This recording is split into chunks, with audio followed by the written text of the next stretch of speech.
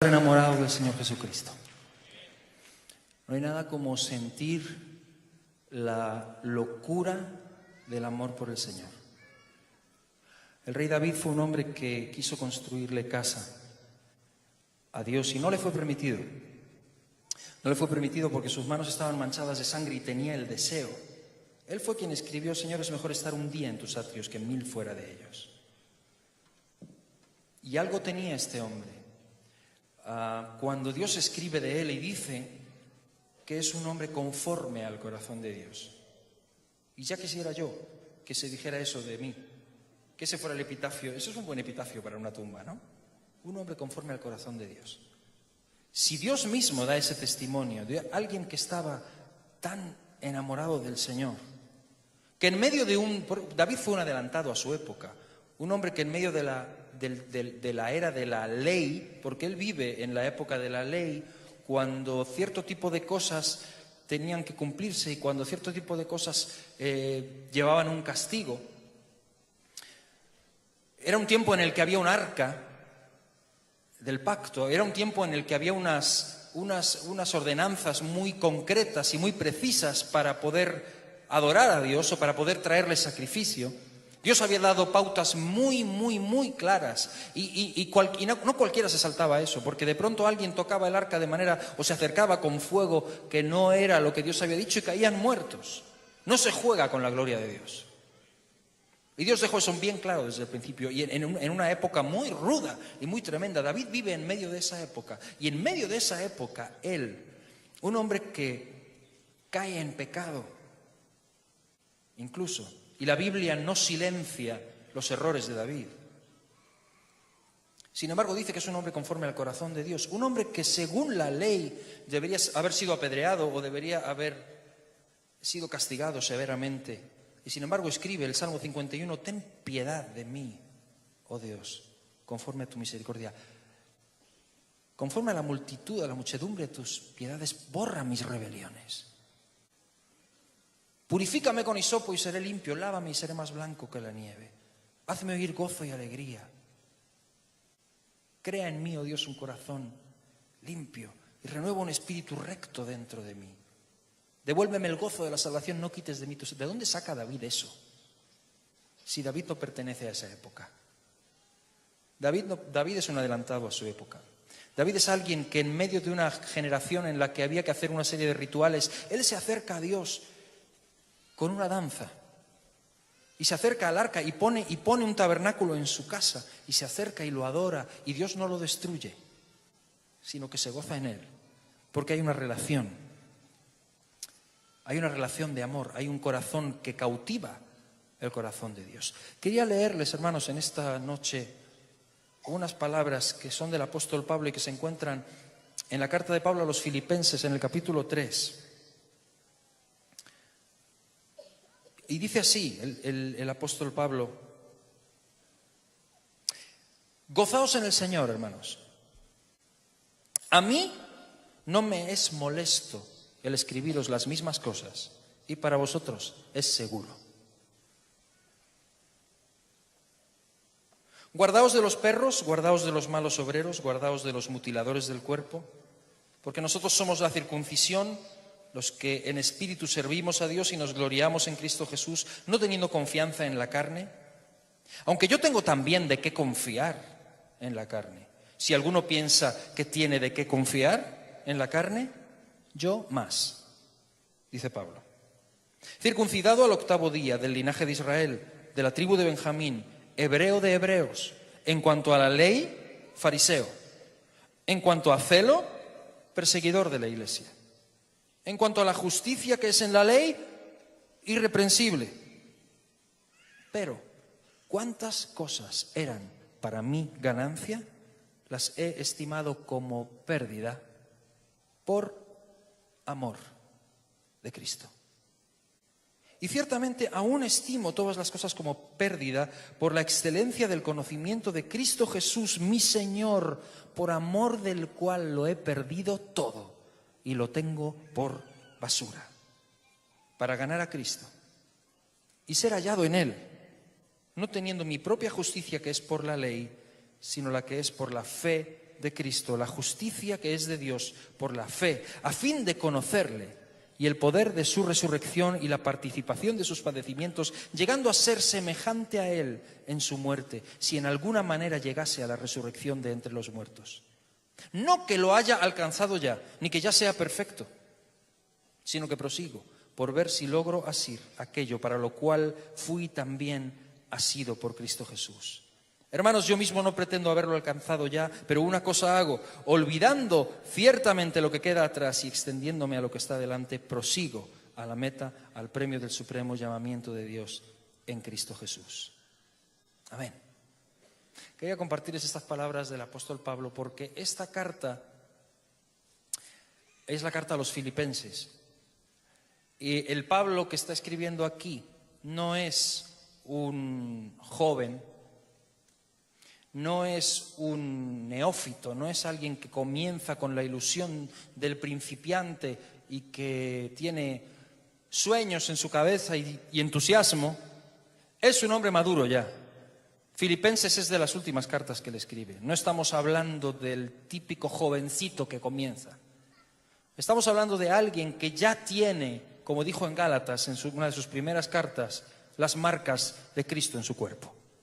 Estamos hablando de un hombre que algunos lo citan como el paradigma de victoria sobre victoria y de grandes logros y de grandes tremendos triunfos. Sin embargo, cuando yo leo la historia de Pablo y leo sus cartas, da la sensación de que anduvo más veces con el agua al cuello que caminando sobre el agua. Lea 2 Corintios capítulo 11 y mire lo que dice de los padecimientos de un apóstol. Peligros en caminos, peligros en el río, peligros en la ciudad, corriendo, huyendo de unos y de otros, de los de dentro, de los de fuera, de los falsos hermanos, de los judíos. De los judíos en 3 ocasiones he recibido 40 azotes menos uno, dice. Fui apedreado 2 veces. ¿Sabe lo que es ser apedreado? No son 4 niños disparando así con tirachinas, así. No, es una lapidación y no es algo que se sobrevive fácilmente. Pregúnteselo a Lázaro, pregúnteselo a Esteban. No se sale fácil de ahí. Y sin embargo, este hombre, y en una ocasión en la que mi opinión personal es que Dios lo levantó, porque imagínense, eso no se sobrevivía, eso se hacía una zanja en el suelo y salía toda la gente con las piedras y las dejaban caer sobre el cuerpo, lo reventaban literalmente, al final solo quedaba una pila de piedras así y un hilito de sangre que salía. Eso no se sobrevive. En una ocasión, yo personalmente creo que Dios lo levantó de los muertos, imagínense, eso es mi opinión, pero dice que lo apedrearon y lo dejaron ya porque ya... Y se fueron. Y dice que rodeándole los discípulos se levantó. Y dijo, ok, ¿por dónde íbamos? Seguimos. Ese es Pablo. Y entonces escribe aquí al final de su vida. Y cuando uno lee aquí en Filipenses, da la sensación de que está con una Coca-Cola sentado ahí atrás en algún despacho, en alguna oficina con aire acondicionado y diciéndole al escriba, regocíjense en el Señor, otra vez les digo, regocíjense. Está en una cárcel fría y húmeda con los pies en el cepo, ¿ok? Cuando escribe eso. Cuando escribe esto a los filipenses, está encarcelado. Y dice, si alguno cree que tiene suficientes argumentos como para enorgullecerse, yo más. Y empieza a dar todo su currículum. Circuncidado, judío de judíos, de la tribu de Benjamín, en cuanto a celo, perseguidor de la iglesia, en cuanto a la ley, irreprensible, en cuanto a las tradiciones, fariseo, judío de judíos, hebreo de hebreos. Señores, si alguno piensa que tiene más títulos que yo, que se levante, yo tengo más. Pero, ¿cuántas cosas eran para mi ganancia? Las he estimado como pérdida por amor a mi Señor Jesucristo, por amor del cual lo he perdido todo y lo tengo por basura, a fin de conocerle. Pablo Pablo tiene más currículum que cualquiera de nosotros. Pablo tiene un pedigrí increíble. Si Pablo tuviese una oficina, tendría títulos colgados por todos lados. Y sin embargo a todo eso lo llama basura. A veces tengo la sensación de que muchos de nosotros andamos hurgando en la basura, procurando sacar, a ver qué encontramos en lo que Pablo decía que era un desecho. Y lo decía por amor a mi Señor Jesucristo. Y lo que yo siento, mis hermanos, y compartir con ustedes en esta noche es esto: todo lo que no nazca de un corazón absolutamente apasionado por Jesucristo, no sirve. Pablo es un hombre que dice ¿saben? Hace unas semanas solamente me pidieron que diera una conferencia en Sevilla, en España, acerca de la Reforma, porque el 31 de octubre es el día de la Reforma. Muchos celebran Halloween. Nosotros celebrábamos el día de la Reforma, cuando Lutero clavó las 95 tesis en la Universidad de Wittenberg. Y estuvimos recordándolo y me pidieron que hablase acerca de ese tema. Hablé acerca de este hombre y recordamos algunas de las cosas y de cómo lo que él defendió, lo que Lutero defendía, es lo mismo que defendía Pablo. Sola Escritura, sola gracia, sola fe. El justo vivirá por la fe. Lo que él defendía, lo que Lutero hace y se enreda en una cosa innecesaria, porque muchos de sus propios amigos le dicen: déjalo, no sigas, te estás jugando la vida y sirves de poco muerto, servirás más vivo. No lo lleves al extremo, cállate, quita eso de ahí.